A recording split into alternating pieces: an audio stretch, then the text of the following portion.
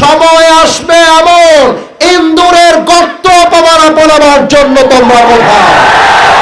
আমি আবার কবে আসবো তা আমি জানি না, তবে আজকে বলে দিয়ে যেতে চাই, আগামীর বাংলাদেশে কোন চাঁদাবাজদের ঠাঁই হবে না, আগামীর বাংলাদেশে ধর্ষকদের ঠাঁই হবে না, আগামীর বাংলাদেশ চলবে আল্লাহর কোরআনের সংবিধান দিয়ে। হাত তুলে বলছে কিনা? নারে তাকবীর। এ দিল্লি না ঢাকা, আরো জোরে দিল্লি না ঢাকা, এ গোলামি না আজাদি, আপোষ না সংগ্রাম, এ ক্ষমতা না জনতা, আমার ভাই কবরে, এখনই কেন বাহিরে, আমরা সবাই হাদি হব, এগুলির মুখে কথা কব, এ দিয়েছি তো রক্ত, রক্তের বন্যায়, ইনকিলাব ইনকিলাব, জিন্দাবাদ জিন্দাবাদ, নারে তাকবীর। আর স্লোগানে প্রমাণ হয়ে গিয়েছে, সিরাজগঞ্জের সাওয়াল পাওয়াল যারা বসে আছে, একটাও বিড়ালের বাচ্চা নয়, সব সিংহের বাচ্চাগুলো আমার সামনে।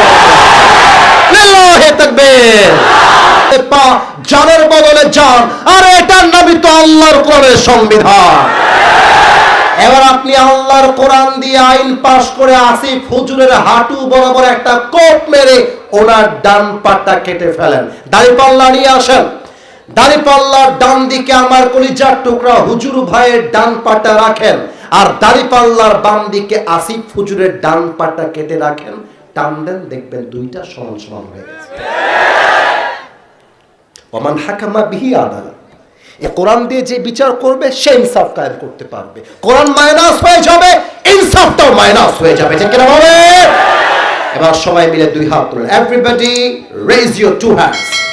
কেউ যেন হাত তোলার থেকে মাহরুম না হয়ে যায়। আমার ওয়াদা ছিল, কে উঠে ওখানে, তোর জীবনও বিয়ে হবে না, বসো বসো বসো।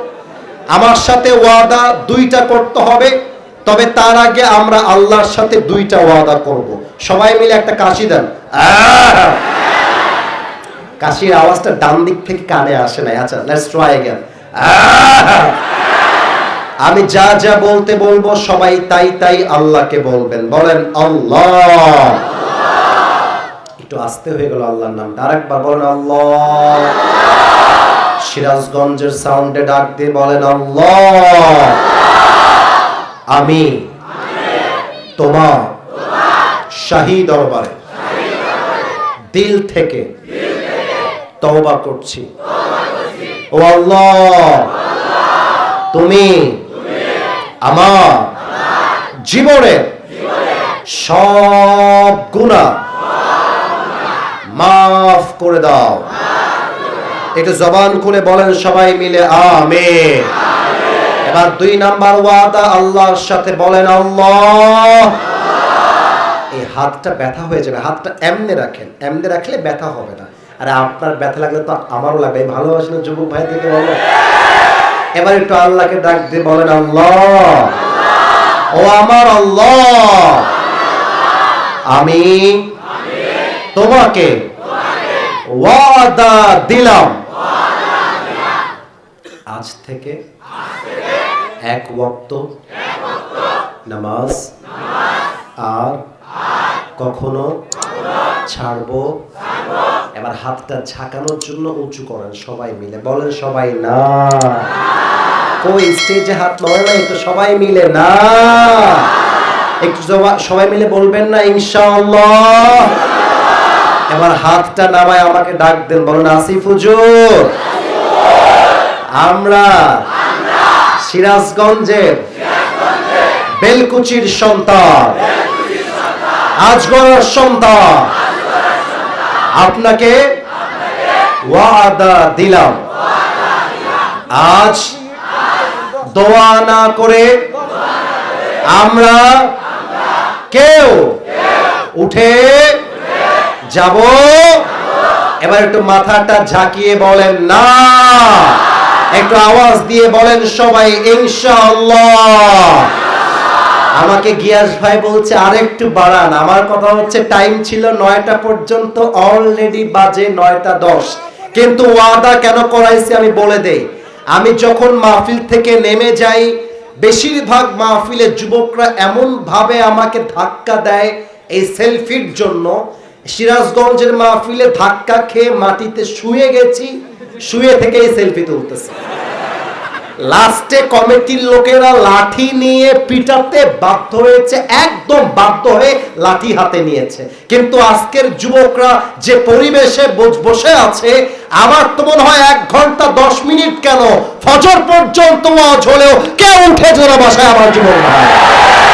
এবং আজকের যুবকরা প্রমাণ করেছে আগামীর বাংলাদেশ হবে আল কোরআনের বাংলাদেশ। আল্লামা দেলওয়ার হোসেন সাইদি হুজুর বলে গিয়েছিলেন, যারা ক্ষমতায় যাওয়ার পরে মনে করো আমার ক্ষমতার চাকা কখনো ঘুরবে না, মাথায় রাখবা গাড়ির চাকা ঘোরে বলেই তো গাড়ি চলে।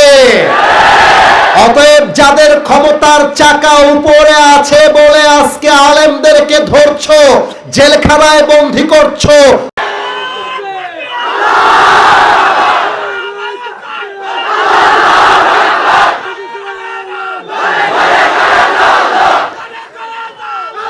আচ্ছা আচ্ছা, আমি তার বিট দিব একটু নতুন ভাবে দেওয়া যাবে, সবার ভাষা দেওয়া যাবে।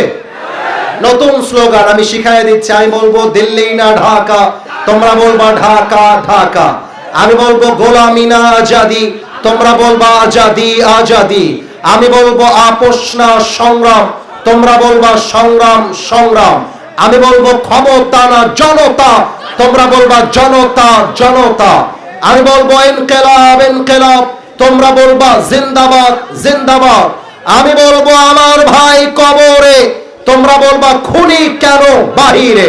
আমি বলবো খুনি কেন বাহিরে, তোমরা বলবা আমার ভাই কবরে। আমি বলবো আমরা সবাই হাদি হব, তোমরা বলবা গুলির মুখে কথা কব। আমি বলবো গুলির মুখে কথা কব, তোমরা বলবা আমরা সবাই নারে তাকবীর বলবো, তোমরা বলবা আল্লাহু আকবার। আর কয়েকটা স্লোগান এরপরে আমি দিব, ওইটা বলার দরকার নাই, যুবকরা এমনিতেই পারবে। দেখা যাক যুবকরা সবাই মিলে একটা কাশি দেন।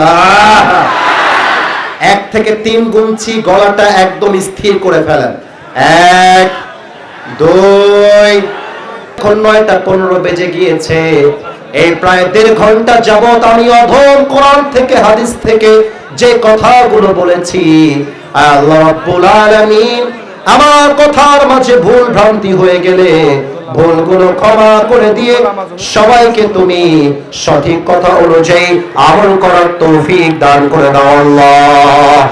আমাদের পক্ষ হতে যাদের জনম দুঃখিনী আম্মা জান, জনম দুঃখী আব্বা জান বিদায় নিয়ে অন্ধকার কবরে চলে গিয়েছে, আল্লাহ দয়া করে মেহেরবানি করে সকলের কবরটাকে তুমি জান্নাতের বাগান হিসেবে